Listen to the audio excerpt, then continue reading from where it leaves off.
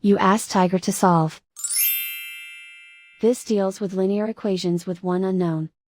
The final result is y equals -1. Let's solve it step by step. Simplify the expression. Simplify the arithmetic. Group all y terms on the left side of the equation. Add 7y to both sides. Group like terms.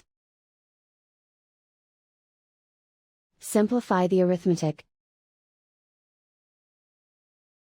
Group like terms. Simplify the arithmetic. Group all constants on the right side of the equation. Subtract 9 from both sides. Simplify the arithmetic.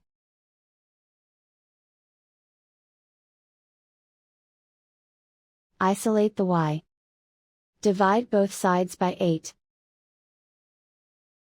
Simplify the fraction.